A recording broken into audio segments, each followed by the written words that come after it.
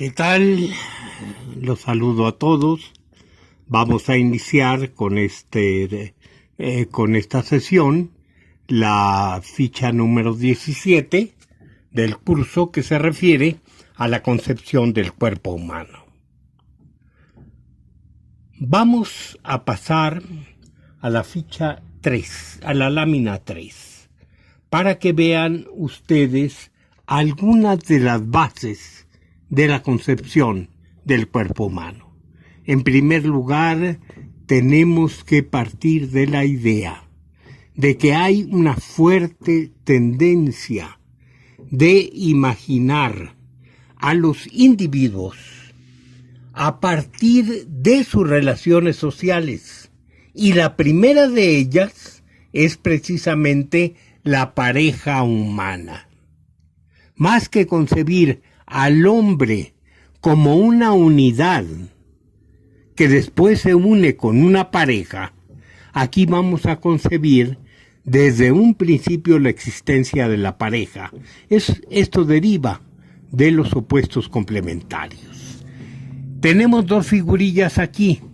En la parte de la izquierda tenemos un chaparrito que es compañero de una mujer bastante más alta que él, y el caso inverso en la figura de la derecha.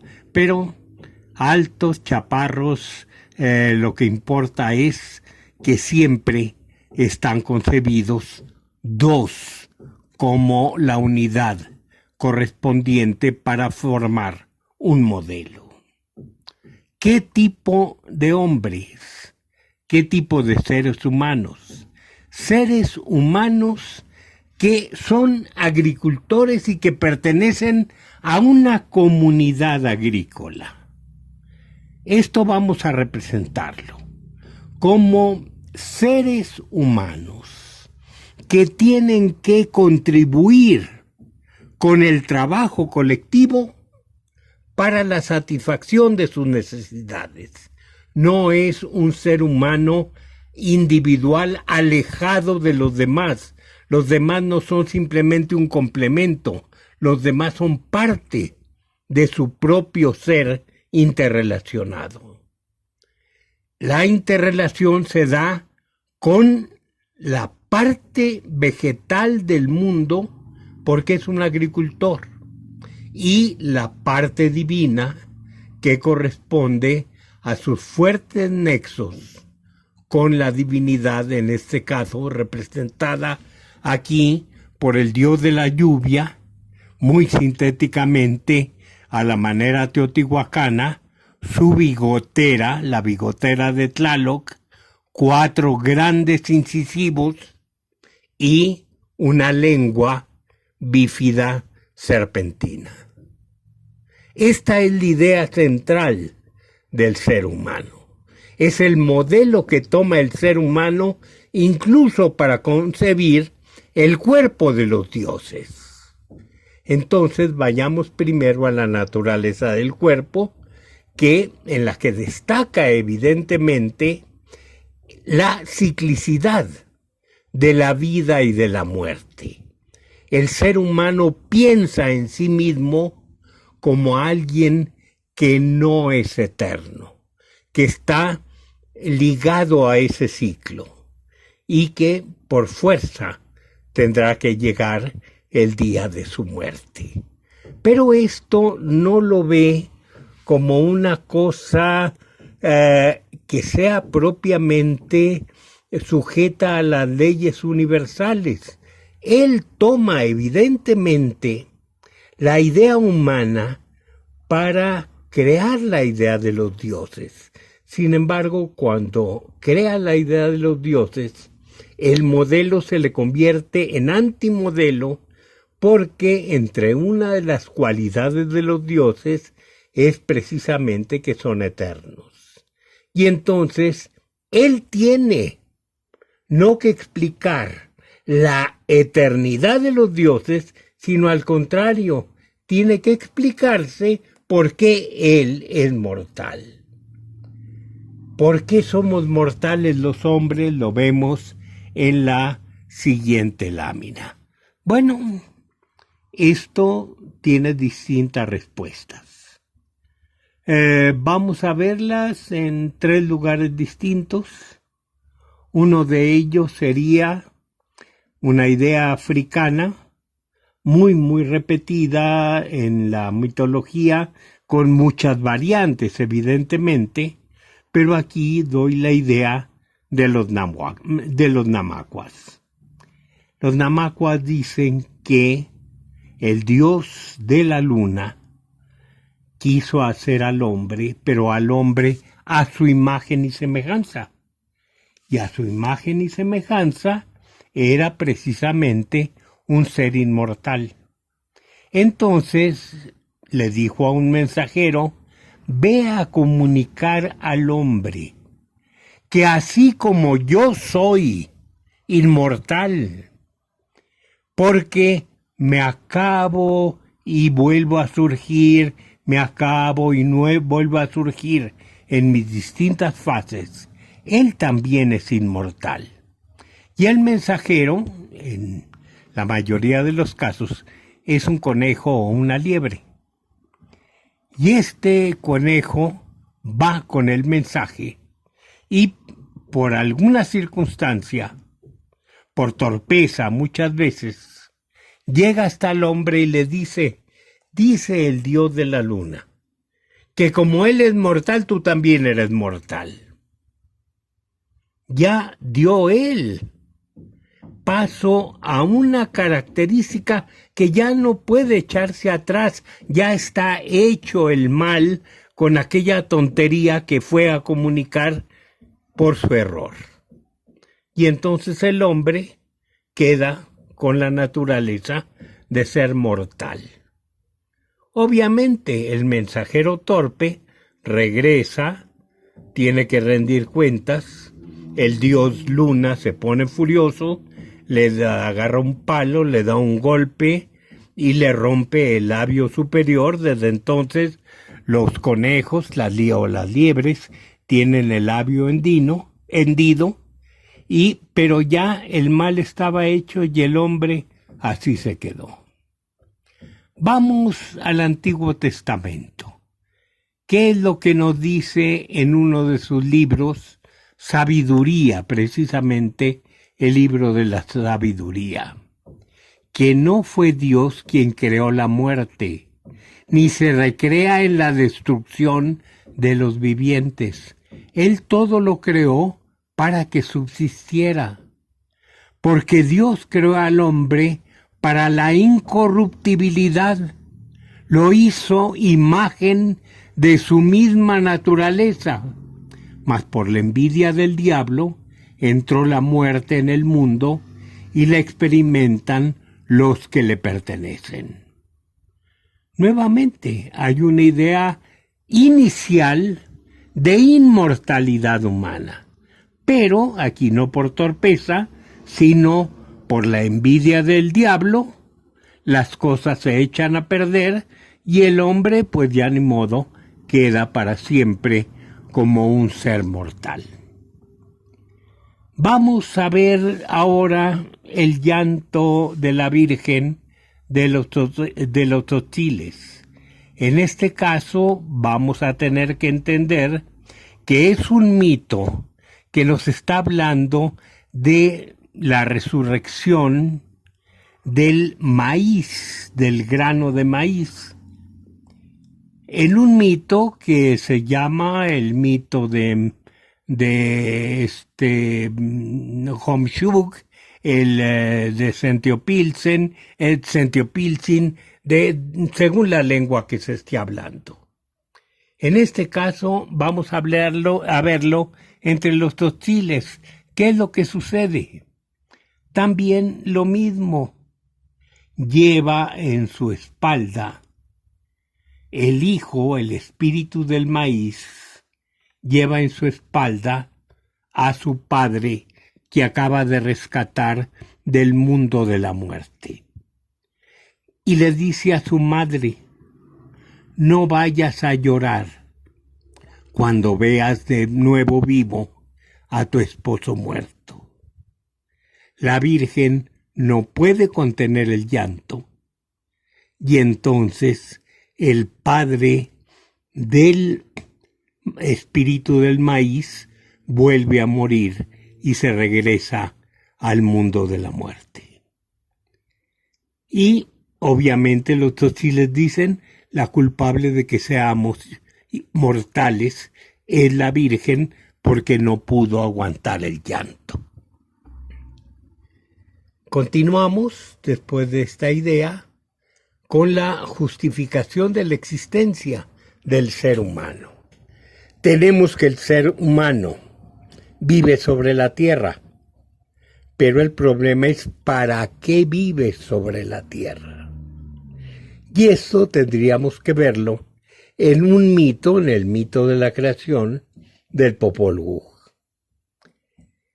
En este mito del Popol Vuh,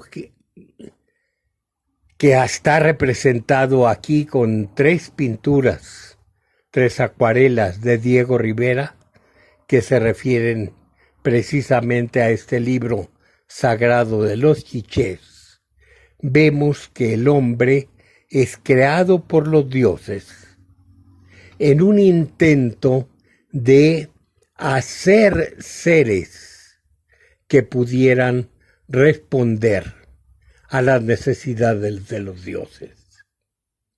Los dioses necesitan ser reconocidos. Cuando crean a todos los animales, les dicen, reconózcanos. Y entonces los animales empiezan a trinar, empiezan a bramar, empiezan a rugir, pero ninguno puede dirigirse a los dioses para reconocerlos. Se molestan los dioses y quieren crear a los hombres. Los intentan hacer, como vemos aquí en la pintura de Diego, los intentan reconstruir como seres de barro. Estos seres de barro son incapaces de dirigirse a sus creadores. Llueve simplemente y se deshacen, no toleran el agua. Se enojan los dioses, los destruyen, hacen otros intentos. El intento es tomar madera y hacerlos como muñecos de madera. Y estos muñecos de madera, pues están con nuevas facultades, pueden hablar, pueden reproducirse, pero no son capaces de dirigirse a los dioses porque les falta corazón. Se indignan nuevamente los dioses, hacen que llueva del cielo brea caliente, se acaban los muñecos de madera y se convencen los dioses de que tienen que hacer un último intento, y en ese último intento toman precisamente la materia del maíz y del atole para formar la nueva carne de los seres que van a crear. Los modelan y estos sí serán aptos para hablar con los dioses, para reproducirse, para cumplir con las necesidades de ellos. Y entonces los dioses dicen, ya tenemos quien nos invoque, ya tenemos quienes nos alimenten.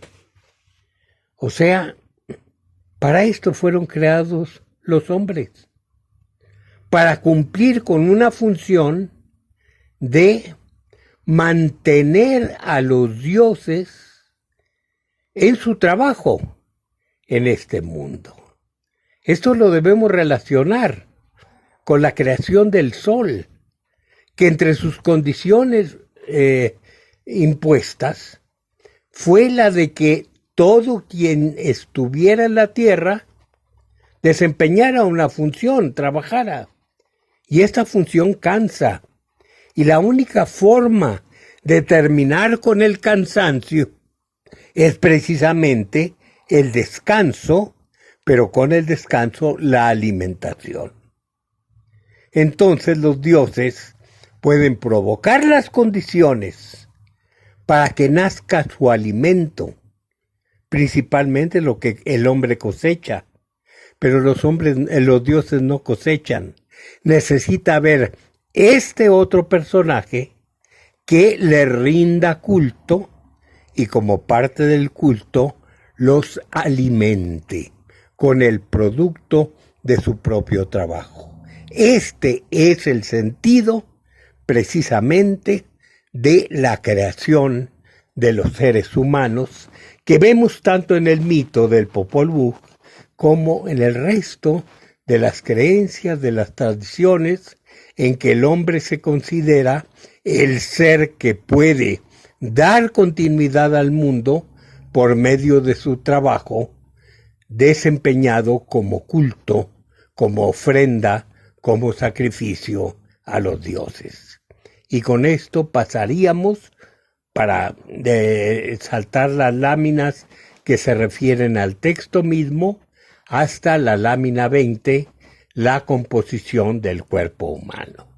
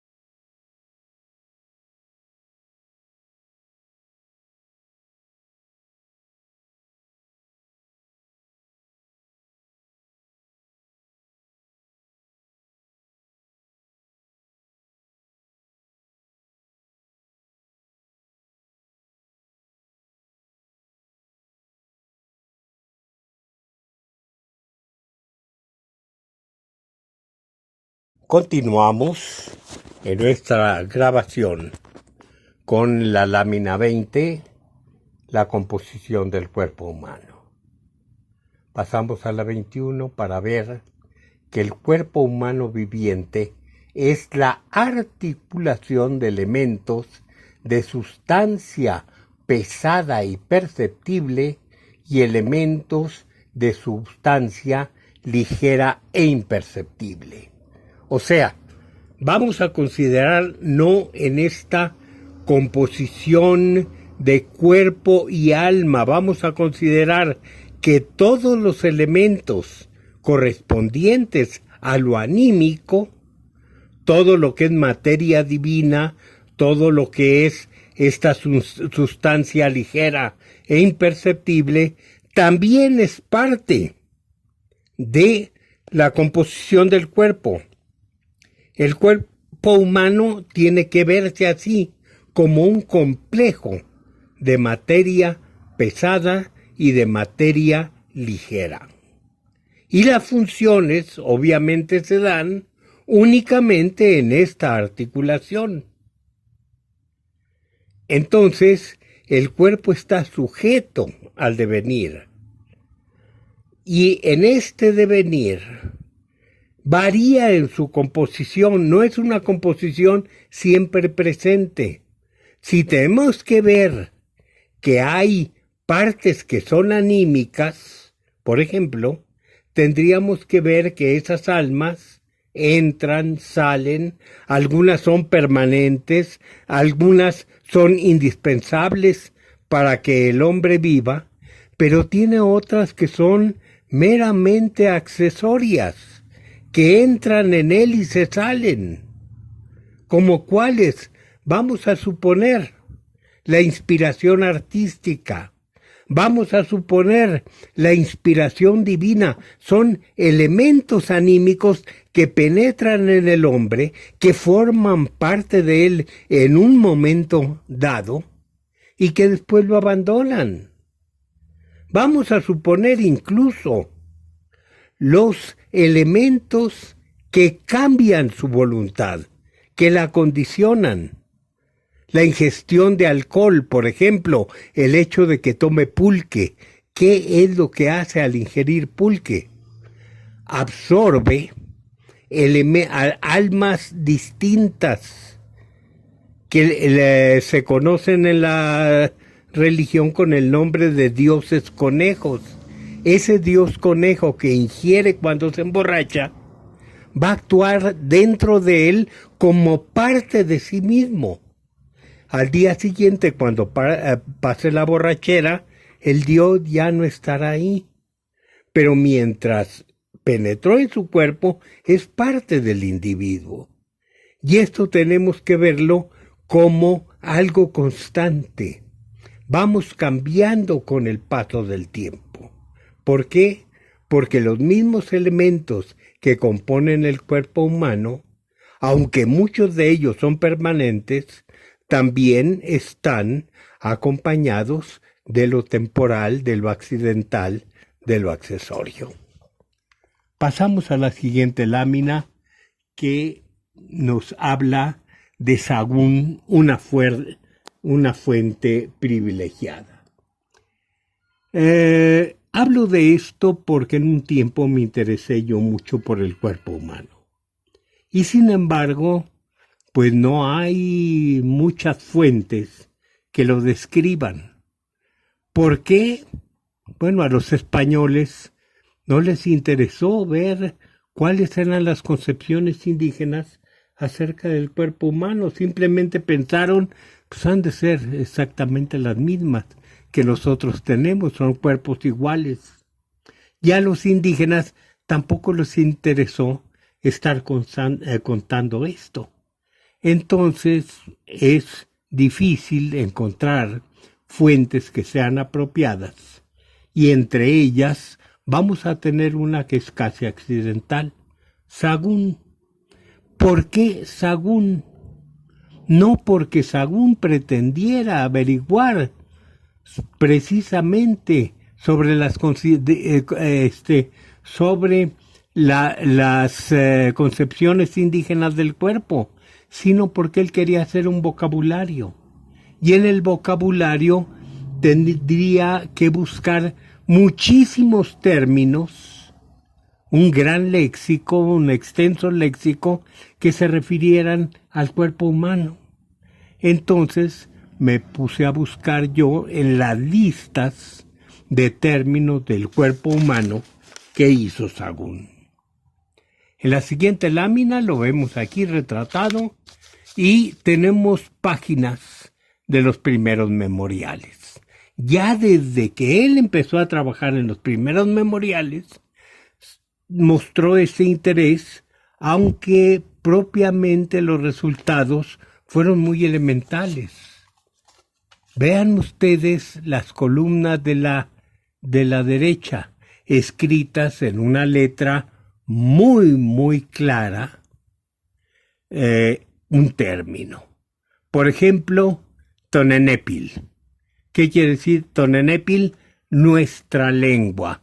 Ahí quiero hacer la aclaración. Todas empiezan con la partícula to. Esto indica que se está hablando del cuerpo humano. No se dice simplemente la pierna. Para decir la pierna humana se habla de nuestra pierna, o sea, primera persona del plural. Entonces dice Tonenepil. Y luego, a la derecha, dice Ik Titlatoa. Es todo lo que dice. Una simple aclaración con otra letra, que se trata de quien está explicando lo que se escribió a la izquierda. ¿Qué quiere decir? Con ella hablamos. Nada más es todo lo que nos está diciendo. Ik Titlatoa. Así tenemos cada uno de los demás ejemplos. Pasamos a la siguiente lámina, en donde ya el códice matritense tiene una ligerísima extensión mayor. Este es el manuscrito donde está hablando precisamente de los elementos del cuerpo humano en ese códice. Y luego ya tendríamos la tercera versión, la versión del códice florentino, incluso con algunos dibujos muy pocos, no tan útiles, simplemente adornos casi, en donde están diciendo de qué se trata cada una de las partes del cuerpo. Aquí tendrán ustedes dos características que notar. Primero, no se trata de una gran descripción. Sahagún no la necesitaba. Simplemente señala la palabra que se refiere a la parte del cuerpo que quiere tratar y luego unas cuantas palabras más. A veces 2, a veces 3, 4, 5 palabras más. Es todo de una descripción. Una descripción o una alusión de alguna manera al órgano al que se refiere o al elemento al que se refiere. En este caso no tendrán ustedes nada escrito en la columna de la izquierda. O sea, él lo que trataba de hacer era reunir vocabulario. No trató nunca de pasar eso al español. ¿Para qué? Lo consideró totalmente inútil. Así que en este caso, el códice florentino en esta parte es totalmente excepcional porque no hay versión al español. Entonces, doy ejemplos donde hay un poco más de texto y en donde algo podemos saber de esta descripción más allá del vocabulario. Dice, por ejemplo, piernas. Huesudas, carnosas, largas, muy largas, luengas como cuerdas, torcidas, de donde se dice zancajoso, cojo, largo de piernas, piernas de cuerda, muy delgadas de muy delgado de piernas, delgado de piernas, grueso de piernas, piernas en forma del cactus teocómic. Engruesan las piernas, adelgazan las piernas, se hacen largas. O sea, ¿qué es lo que tenemos aquí? Palabras sueltas, adjetivos, verbos. Él está juntando palabras con relación a, con relación a un sustantivo. Pero de repente suelta el informante algo que sí nos sirve. Por ejemplo, riñones. Nuestros riñones, alegres, alegradores, se alegran, se hunden al deshincharse, se deshinchan, se alegran al torcerse. Ya nos está hablando de los riñones como complemento de los testículos. O la hiel, nuestra hiel espesa, verde, azul, nuestro enojadero, irrita a la gente, hincha de ira a la gente, de donde se dice, ¿acaso yo no tengo bilis? ¿Qué es esto? Una parte del cuerpo, un elemento del cuerpo, más bien la hiel, en este caso, está sirviendo como elemento que genera el coraje. No es al revés. No son los corajes los que hacen que se segregue hiel, sino al contrario. Y así seguimos, y esto me permitió, en primer lugar, hacer un gran listado de la obra de Sahagún. Segundo lugar, buscar en una parte donde difícilmente tiene uno una información, que es un diccionario, lo mismo exactamente. El único diccionario útil de esa época era el Molina. Entonces hice una búsqueda en todo el Molina de dónde venían las palabras relativas al cuerpo humano y las que yo supuse también que estaban vinculadas a algún elemento de carácter anímico, considerando que las almas forman parte del cuerpo humano. Entonces hice dos listados y al mismo tiempo hice mapas del cuerpo para designar a qué elemento se estaba refiriendo cada una de las palabras consignadas. Y aquí encontré una cosa que me descontroló mucho. No hay una coincidencia grande entre el material de Sahagún y el material de Molina. El material de Sahagún habla del 63% y el de Molina de una cantidad similar. O sea que las coincidencias están representadas aquí de color verde. Lo que nada más pertenece a Molina, en verde y amarillo, y lo que pertenece a Sahagún, lo que pertenece a Molina, verde amarillo, lo que pertenece a Sahagún, verde azul, pero las cantidades independientes, sin correlación, son muy grandes.